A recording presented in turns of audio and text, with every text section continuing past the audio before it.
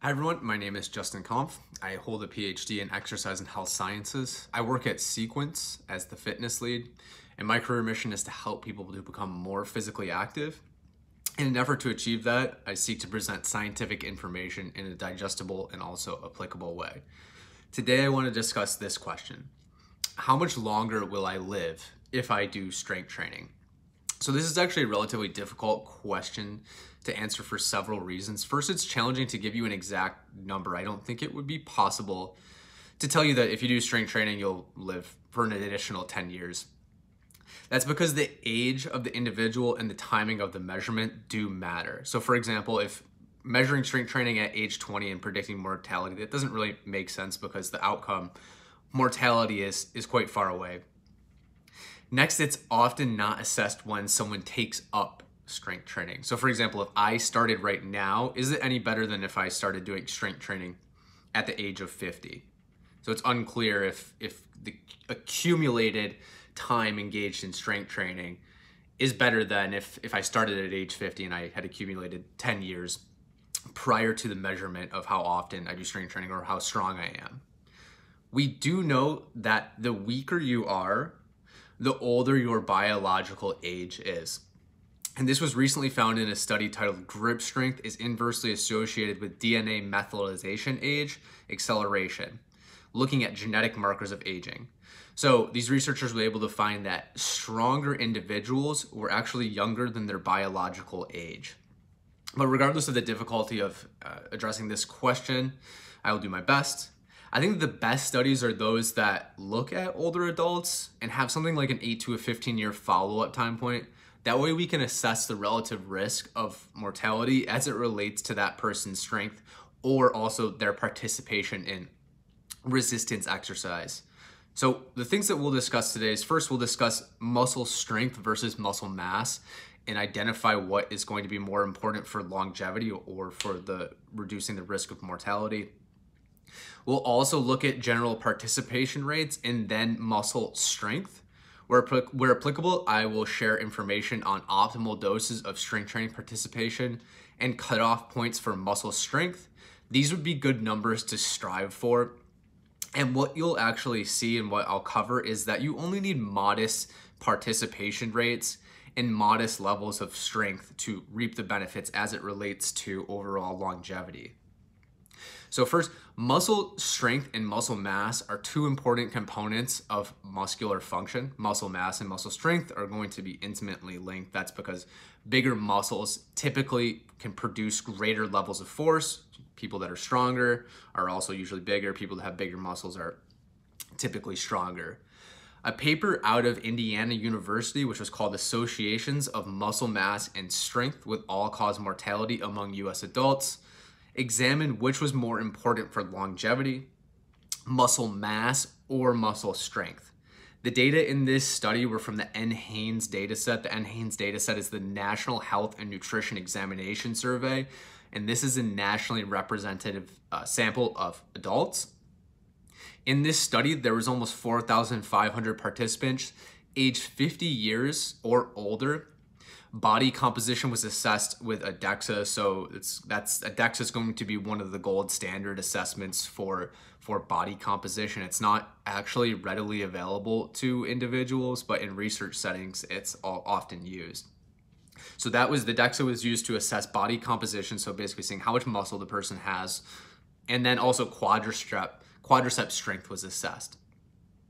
And what they found was that low muscle strength was strongly associated with all-cause mortality, and low muscle mass, but only when adjusted for the individual's BMI, so their body mass index, was associated with mortality. So just overall muscle mass in and of itself was not associated with mortality, but when adjusted for BMI, it was. So when you adjust for BMI, you can essentially adjust for an individual's also adiposity status, so how much fat they have. So if somebody's bigger or taller, then they're probably going to have more muscle mass. So I think it's really important to adjust for how much muscle mass they have relative to how much they weigh. They also found the incidence of all-cause mortality was significantly higher among participants with low muscle strength, but with normal muscle mass, and among those with low muscle strength and low muscle mass. But the combination of low muscle mass with normal muscle strength was not significantly associated with all-cause mortality. The study, so we can say the study found that low muscle strength was more strongly and significantly associated with all-cause mortality than low muscle mass. This is because individuals in the subgroup with low muscle mass had significantly increased risk for all-cause mortality only when they also had low muscle strength. So based on that study, we would say that muscle strength is probably more important than muscle size. Next, I'll discuss participation rates and the risk of mortality. The first study I'll discuss is titled Muscle Strengthening Activities are Associated with Lower Risk and Mortality in Major Non-Communicable Diseases. And this was a systematic review in meta-analysis, and it was published in the British BMJ, which is British Medicine Journal. I'm blanking on that. Pretty sure that's what it is. So resistance training was associated with a 15% lower risk of all-cause mortality in this study, when they basically looked at all of these studies that assess resistance training participation and mortality. Of the studies in that review, 6 studies were eligible for a dose response analysis of muscle strengthening activities per 10-minute week increases. So that is, for every 10-minute increase, is there a positive association with overall longevity. And this systematic review was able to look at almost 250,000 participants with about 37,000 total deaths. What they found was there was no clear linear association between participation rates and mortality, but there was a non-linear association. So that means it's not the case that every 10 minutes that I go up in participation has necessarily an increase in longevity.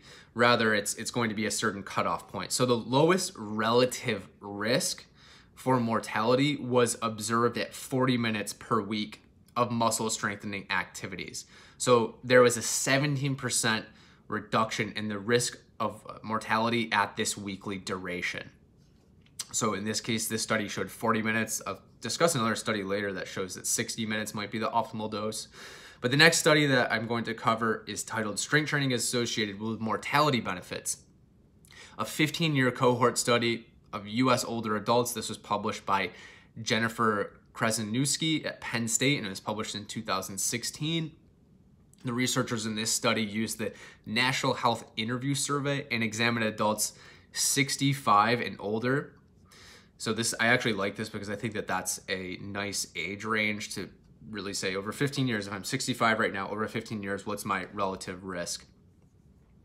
In this study, or in this survey, 9.6% of adults 65 years of age or older reported doing strength training at least twice weekly, and 31.6% of the study population died during that 15-year follow-up time point. Those who reported achieving the guidelines are 2 times per week, had a 36% lower odds of all-cause mortality than those who did not.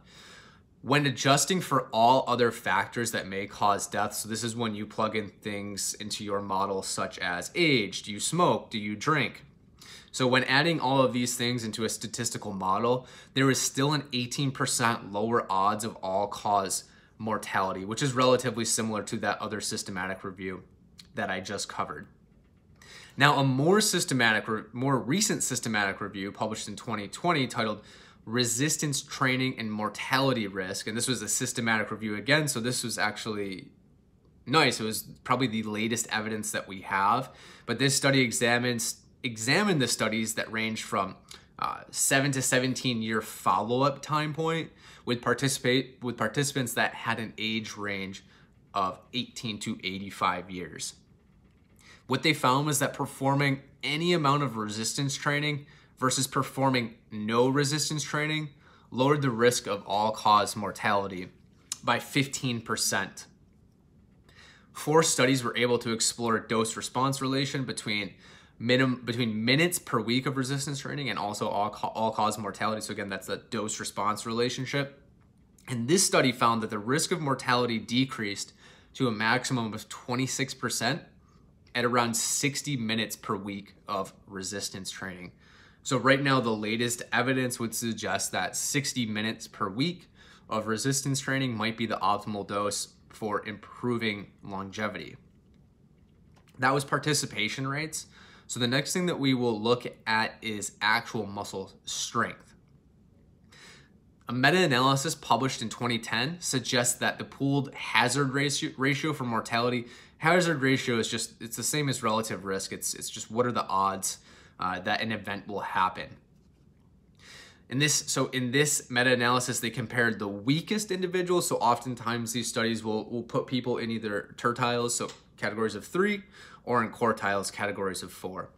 So comparing the weakest with the strongest group of hand grip strength, the hazard ratio it's 1.67. So all that this means is that the weakest individuals had a 67% greater odds of mortality.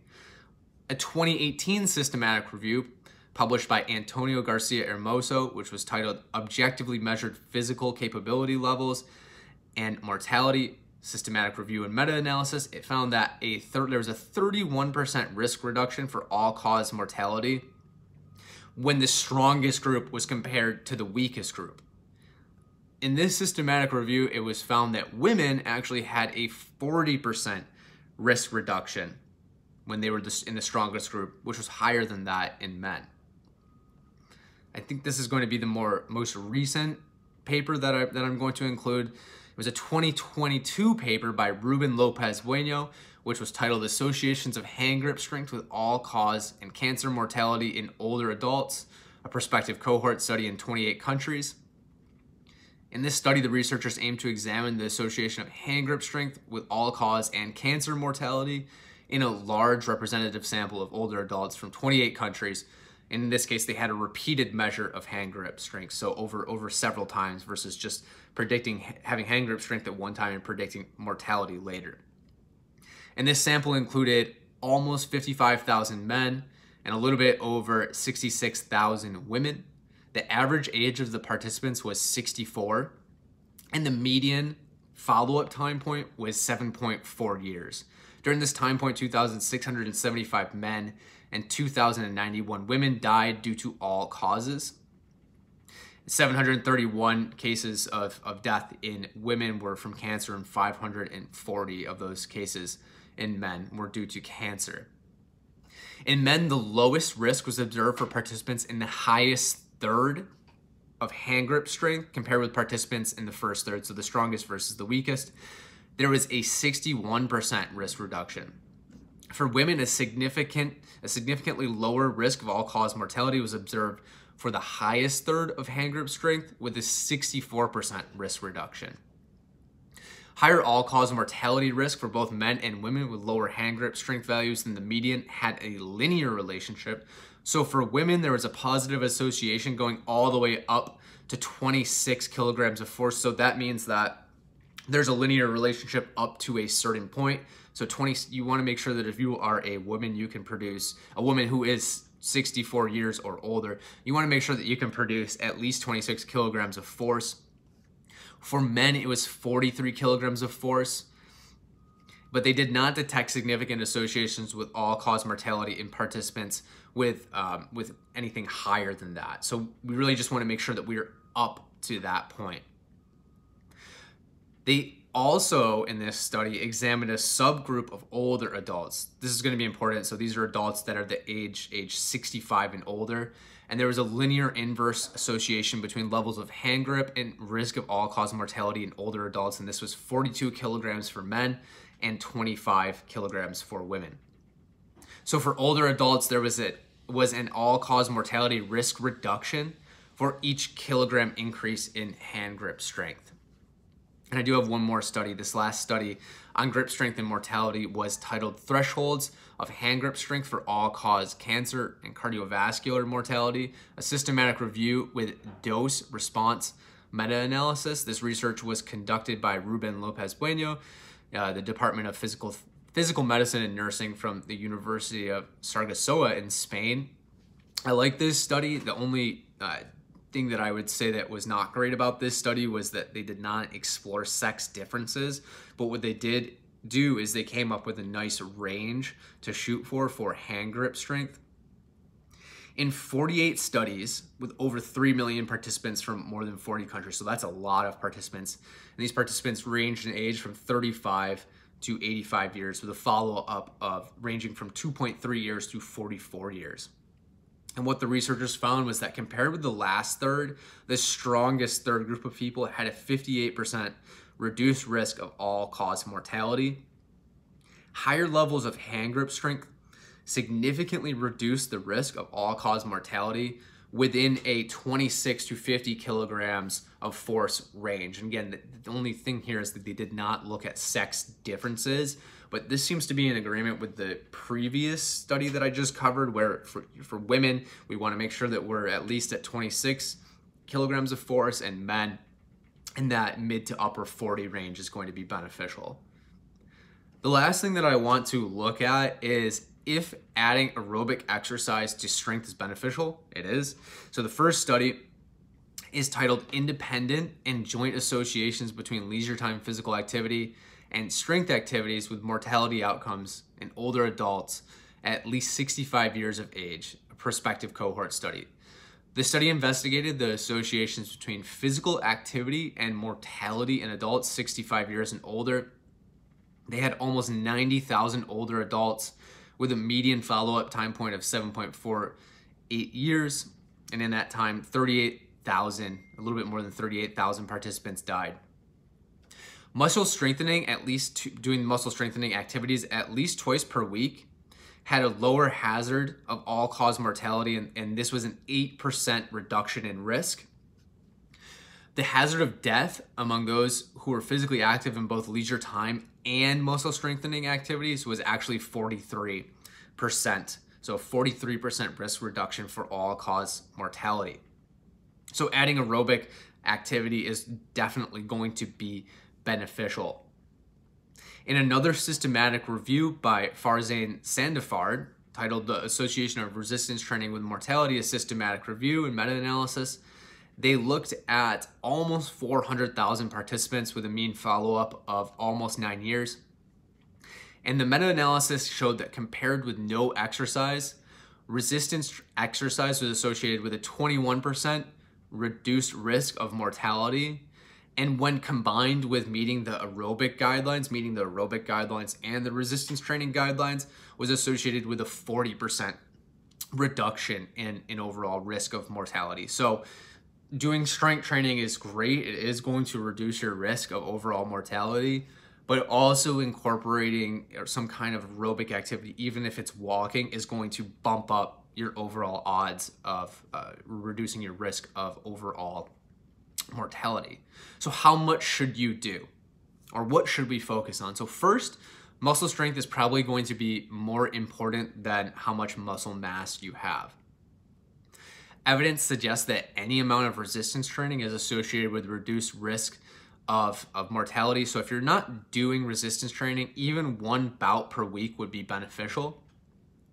Systematic review evidence suggests that 60 minutes per week is where maximum benefits begin to accrue. And this can be done in 2 30-minute weekly bouts, which is in line with most public health recommendations. And what we see is that achieving these recommendations is associated with general risk reduction.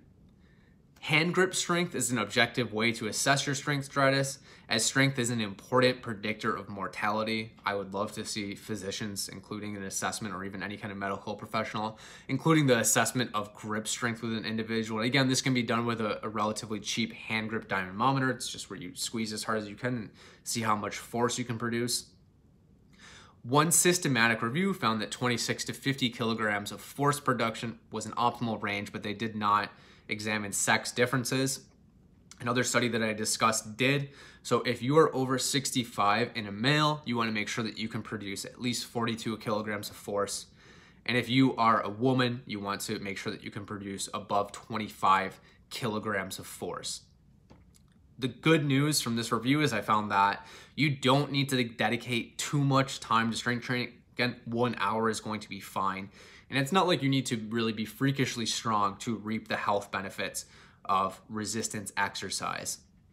And the last thing that I will add is including aerobic physical activity, even at moderate intensities on top of your resistance training, is going to be beneficial, as evidence suggests that while engaging in resistance training does reduce your risk of all-cause mortality, so it increases your lifespan, there's an extra bump that you'll get from making sure that you are aerobically physically active. So again, you can achieve this by long walks at a brisk pace, doing some aerobics in the gym, running, doing the elliptical. Any kind of aerobic activity will enhance the longevity benefits of engaging in strength training.